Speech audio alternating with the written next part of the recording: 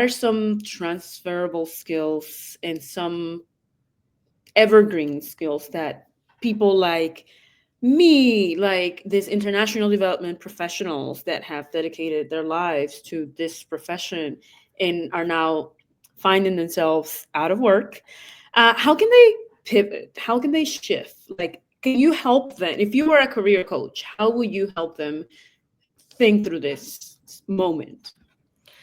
I think that the world is changing quickly, and people pivot all the time. So rest assured, the idea of pivoting in your career track is not new, and you can do it, and you'll land on your feet and do great things wherever you go.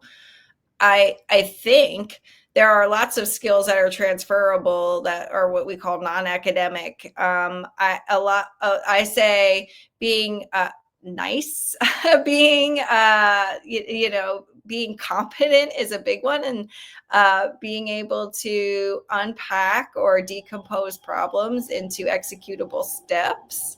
And we all do this every day, but actually then executing on them, being able to implement programs or projects, being able to track progress against milestones. So program management, for example, is always something that organizations need. Think about all of the functions of an organization, private or public. And the mix is going to look different in public versus private. The maturity of IT infrastructure is going to be different. But you can imagine that everybody has certain things that an organization will need, and thinking about how your ability to write, your ability to communicate effectively, how that's going to translate into different settings, because it will. And so many organizations are multinational, and they will have opportunities abroad, and being able to speak a foreign language can still be very, very marketable, especially when it's combined with business acumen. So I think you can not only think about individual skills or competencies, but the mix that you bring to the table that is unique and needed by a lot of different organizations.